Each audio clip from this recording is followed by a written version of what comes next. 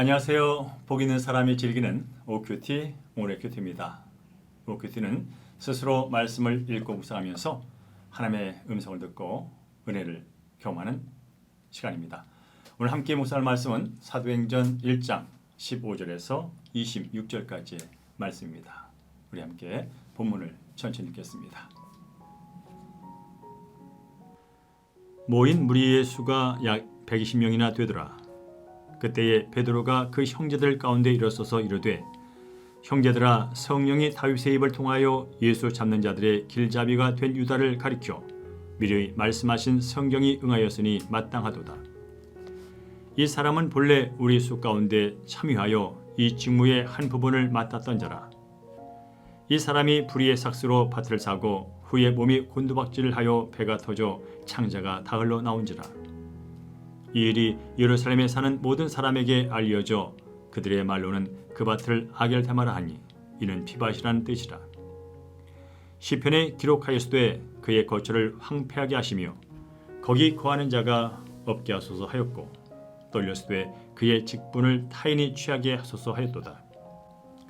이러함으로 요한의 세례로부터 우리 가운데서 올려져 가신 날까지 주 예수께서 우리 가운데 출입하실 때에 항상 우리와 함께 다니던 사람 중에 하나를 세워 우리와 더불어 예수께서 부활하심을 증언할 사람이 되게 하여야 하리라 하거늘.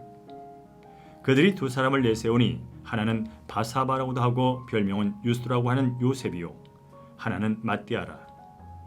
그들이 기도하여 이르되, 무사람의 마음을 아시는 주여, 이 두 사람 중에 누가 주님께 택한 바 되어 봉사와 및 사도의 직무를 대신할 자인지를 보이시옵소서. 유다는 이 직무를 버리고 제곳으로 갔나이다 하고 집이 뽑아 matti아를 얻으니 그가 11 서두의 수에 들어가니라. 아멘.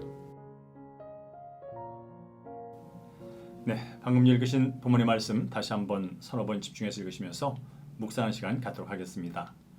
하나님은 어떤 분이신지 회개할 점이나 피할 죄, 새롭게 깨달은 사실이나 받은 은혜, 그리고 꼭 붙잡아야 할 약속의 말씀 확인하시고요. 삶 가운데 실천하고 적용할 말씀 기억해 두셨다가 즉각 순종하시면 되겠습니다. 이제 화면을 잠시 멈추시고요. 묵상이 끝나면 다시 시작하시면 되겠습니다.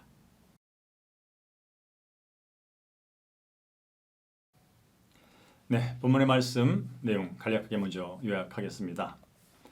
120명가량 모여있는 다락방에 그곳에서 베드로가 예수님을 배신하고 죽은 가룟 유다를 대신해서 한 명의 사도를 세우자고 제안을 합니다. 이에 무리가 두 사람을 추천하게 되고요. 그 가운데 집을 뽑아서 matti아를 새로운 사도로 세우게 되고요. 그가 11 사도의 수에 들어가는 그런 내용이 되겠습니다. 오늘 한 절로 더 집중해서 볼 말씀은 22절입니다. 항상 우리와 함께 다니던 사람 중에 하나를 세워 우리와 더불어 예수께서 부활하심을 증언할 사람이 되게 하여 하리라 하거늘. 네, 마가의 다락방에 모여있는 120명의 무리들이 예수님께서 하신 말씀에 따라서 위로부터 임하는 성령을 받기 위해서 기도에 힘쓰고 있었습니다. 그때 사도 베드로가 일어나서 한 가지 제안을 하게 됐죠. 바로 예수님을 배신하고 자신이 있어야 할 자리와 직분을 버리고 떠난 그리고 죽은 가룟 유다를 대신해서 새로운 사도를 뽑자는 제안이었습니다. 성령의 임재를 위해서 기도에 힘쓴 것과 함께 무너진 자리를 채우고 세우자는 그런 제안이었죠. 그렇습니다. 우리가 잘 아는 것처럼 예수님께서는 12명의 제자를 세워서 양육하고 훈련시키셨죠. 그런데 한 자리가 빠졌습니다. 이제 빠졌으면 채우고 부서졌으면 새롭게 고치는 그런 일이 있게 되는데 바로 그 일을 하게 되는 것입니다. 특별히 왜 12명이냐? 굳이 12명을 채울 이유가 어디냐라고 물어볼 때 우리는 이렇게 흔히 대답을 하죠. 구약의 12지파가 이스라엘을 대표하듯이 바로 12명의 사도의 회복은 성령의 임재와 함께 시작할 새로운 영적인 이스라엘의 모습을 보여준 거기 때문에 그렇다라고 우리는 흔히 말을 합니다. 그렇습니다. 교회는 예수님이 부으시는 성령의 은혜에 따라서 세워졌고요. 또 성령이 거하셔서 일하시는 새로운 영적인 이스라엘입니다. 그리고 나가서 세상을 주관하시는 하나님이 준비하신 구원의 방주죠. 바로 영원 구원을 위한 방주가 바로 교회가 되는 것입니다. 따라서 주님께서 맡기신 영혼권의 사명을 감당하려면 말씀과 성령으로 충만한 일꾼과 증인이 세워져야 하고요. 그 세워진 증인은 그 역할을 잘 감당해 나가야 하는 것입니다. 세상은 지금도 교회에서 실패한 유다 같은 사람들을 들며가면서 교회를 비방하고 하나님을 대적하고 예수 구원의 복음을 멸시하고 있습니다. 하지만 우리는 교회를 대적하는 사람들과 또 교회 안에서 실패한 사람들 때문에 좌절해 있거나 주저하고 있어서는 안 됩니다. 사도들이 실패한 유다를 대신해서 마띠아를 뽑아 새로 세운 것처럼 우리들도 주님의 나라를 위해서 함께 일할 일꾼들을 계속 세워나가야 하는 것이죠. 이를 위해서 하나님의 뜻을 구하고 하나님의 뜻에 맞는 사명자들이 세워지도록 함께 기도하고 힘쓰는 것은 상황이 좋든 안 좋든 우리가 계속해야 할 일인 것입니다. 아울러서 교회와 성도 각 사람은 우리 안에 있는 내 안에 있는 어떤 잘못이 있으면 하나님께 철저히 회개하고 또 잘못을 과감하게 고치고 세상의 빛과 소금이 되는 역할을 함께 해야 합니다. 우리들이 성령 충만하고 잘못된 것을 바로잡고 성숙해 나갈 때 또 그 가운데 복음을 전하게 될 때 세상은 변하게 될 것이고요. 하나님을 부인하던 사람들이 주님께 돌아오는 놀라운 일이 일어나게 될 줄로 믿습니다.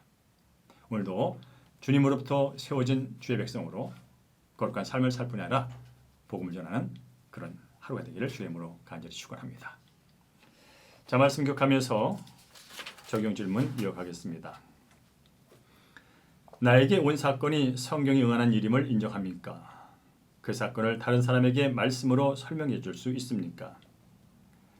말씀 묵상을 통해 하나님의 뜻을 깨닫고 지금 내 자리에서 예수님의 증인으로 살아가고 있습니까?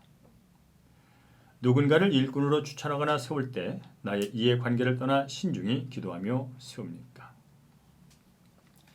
네, 이제 적용 질문에 이어서 오늘 기도와 목회기도 함께 하겠습니다. 제게 찾아온 사건이 단순한 우연이 아니라 성경이 응하는 사건임을 인정하고 언제나 말씀으로 그 사건을 설명할 수 있기를 원합니다. 말씀 묵상을 하는 가운데 주의 뜻을 깨달아 예수님의 증인으로 살아가게 하옵소서. 기도로 주의 뜻을 구하오니 공동체 안에서 필요한 일꾼을 신중히 분별하여 세울 수 있게 인도하여 주옵소서. 참으로 좋으신 아버지 하나님, 연약하고 부족한 저희들을 구원해 주시고 하나님 백성 삼아 주신 것을 다시 한번 감사드리며 찬양합니다. 은혜로 구원받아 예수님을 닮아가며 맡은 직무를 잘 감당해야 함에도 불구하고 고장난 기계처럼 무기력하게 살고 있음을 또한 고백하오니 용서하여 주옵소서. 주의 나라와 영광을 위하여 배우고 가르치고 훈련받는 일에 적극 나서게 하시고 기쁨으로 복음 사명 잘 감당할 수 있도록 성령께서 친히 주장하여 주시옵소서. 오늘도 성령의 나타남과 능력 가운데 하나님께 영광이 되는 삶을 살기를 원하며 우리 주 예수 이름으로 축복하며 기도합니다. 아멘. 네, 오늘도 우리에게 능력을 주시고 우리의 삶을 주관하시는 성령 의지하시면서 주 예수 이름으로 각자 개인 기도하는 시간 갖도록 하겠습니다. 오늘도 주 안에서 승리하시기 바랍니다.